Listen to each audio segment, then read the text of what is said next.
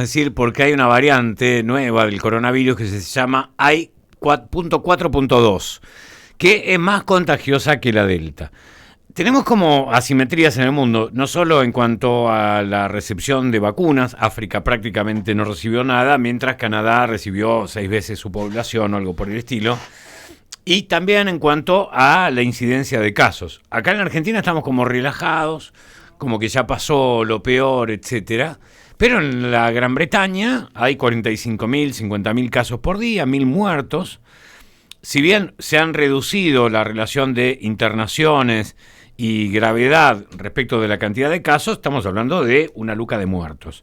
Y en Rusia, ya lo dijimos, lo veníamos comentando en estos días, dieron una semana no laborable porque hay también un crecimiento de casos enorme. Con lo que uno empieza a preguntarse si no nos estaremos relajando demasiado, ¿no? Y es alguna pregunta que anda circulando. Hoy en Telegram leemos, alertan sobre un posible rebrote de coronavirus para marzo, esto según la médica patóloga Marta Cohen, que no está afirmando que en marzo lo vamos a tener, pero podría ser. No es que esto se ha superado. Vamos a hablar de estas cuestiones con Víctor Romanowski. Es doctor y licenciado en Ciencias Bioquímicas del CONICET y vicepresidente de la Sociedad Argentina de Virología. ¿Cómo le va, Víctor? Buen día. ¿Qué tal? Buenos días, Jorge. Buenos días, Vanessa. ¿Qué tal? Buen día. Acá estamos planteando nuestros problemas o nuestras incógnitas. ¿Por cuál le gustaría empezar? Yo creo que hicieron un buen comentario recién. Una es ver qué está pasando en el Reino Unido y el otro comentario es sobre la situación en Rusia. Uh-huh. El caso de Rusia es más fácil de explicar porque es como en los estados sureños de Estados Unidos de Norteamérica, donde hay una reticencia o una desconfianza frente a las vacunas. Y entonces hay un número menor de vacunados que los que debería haber. Es claro que el porcentaje de vacunación de la población incide sobre la cantidad de casos graves que se verifican. Eso se ve en Inglaterra. Uh-huh. Pero en Inglaterra se ve otra cosa. El otro efecto es que desde el gobierno de Boris Johnson propiciaron el levantamiento de casi todas las medidas de precaución que estaban prescritas con bastante tino. Correcto. Por la mayor parte de los sistemas de salud del mundo. Creo que en julio. Ese es el efecto. Creo que en julio lo hicieron, sí.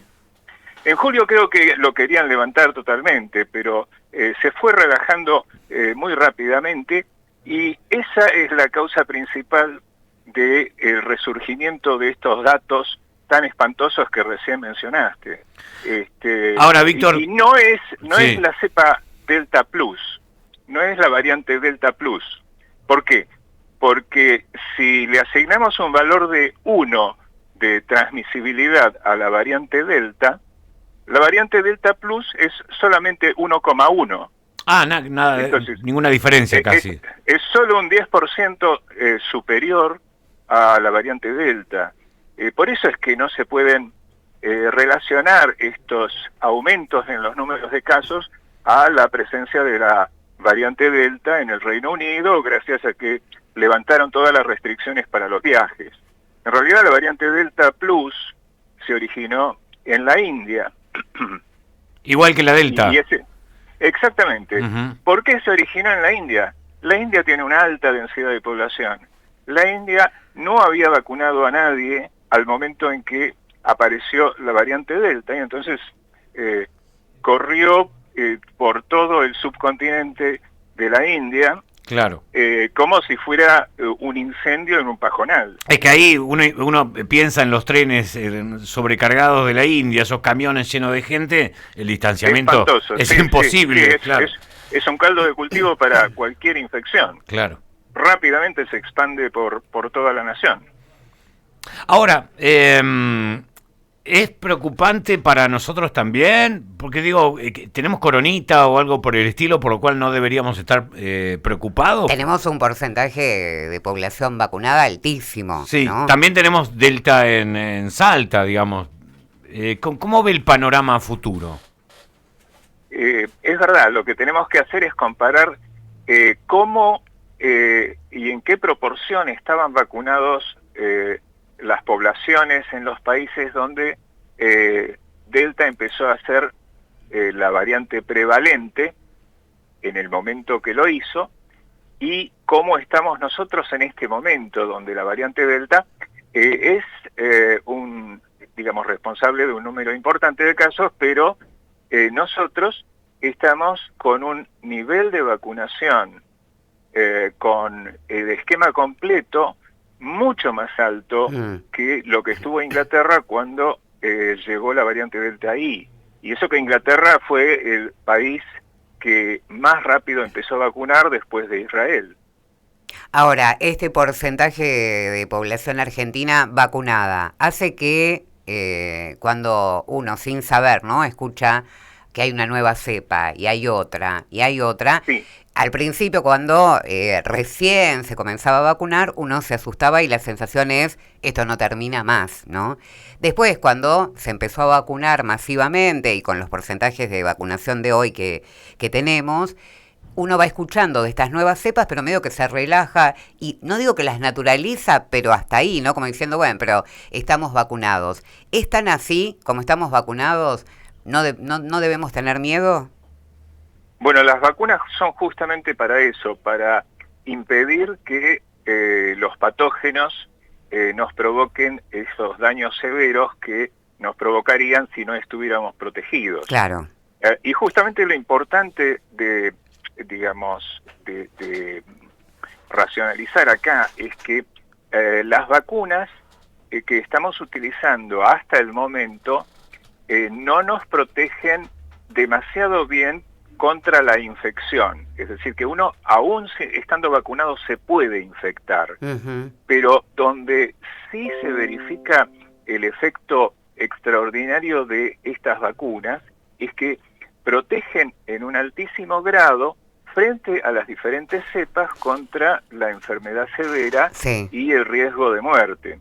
¿Y usted? Eso sí, eso es indistinto del tipo de cepa. Lo que pasa es que las cepas que se transmiten más fácilmente, si uno no cumple con las medidas de precaución, es más fácil que haya un número mayor de casos de infectados. Claro. Y por ende, digamos, más casos severos. Pero no, digamos, entre los vacunados, el número de casos que necesitan internación es muy, muy bajo. Es 20 veces inferior. Estamos dialogando, recordamos, con Víctor Romanowski, que es vicepresidente de la Sociedad Argentina de Virología. Víctor, se habla mucho de este tema de la tercera dosis, de hasta cuándo nos cubre estas dos que tenemos aplicadas la gran mayoría. ¿Cómo lo ves? A mí me parece que hay dos aspectos acá. Hay un aspecto que es el aspecto, digamos, de invasión comercial de las grandes compañías transnacionales de producción de fármacos. La industria farmacéutica es muy poderosa y a expensas de venderle a los gobiernos grandes cantidades de estos insumos como las vacunas. Claro. Sobre todo si existe el peligro de que haya reinfecciones. Eso es por un lado y hay que usarlo como contexto, pero por otro lado está la realidad médica, que es que aquellas personas que tienen un sistema inmune más débil, o sea, las personas añosas y las personas que tienen alguna deficiencia inmunológica, por ejemplo, los que se tratan con inmunodepresores porque tuvieron un trasplante o cosas por el estilo, estas personas están en el grupo de riesgo y deberían recibir un booster, una tercera dosis para reforzar la inmunidad. Pero no las personas, digamos, en general. Yo creo que no habría que, y eso, digamos, es algo que también es un criterio de la Organización Mundial de la Salud y la mayoría de los ministerios de salud, que no se justifica por los datos que disponemos en este momento aplicar una tercera dosis de refuerzo de manera general. Que más se justificó con la Sinovac, ¿no? Que no cubría tanto. La Sinovac justamente tuvo un efecto parecido al que yo describía con el caso de que las personas responden con una respuesta inmune pobre, Claro. porque los niveles de protección eran más bajos, Claro. o son más bajos que con otras vacunas. No mucho más bajos, porque es una inmunidad que supera lo que pidió la Organización Mundial de la Salud para autorizar las vacunas. Bien. Pero por las dudas se vacunaron. No es que haya un estudio donde se comparó gente no vacunada con una tercera dosis y gente sí vacunada con la tercera dosis. No existe ese dato aún.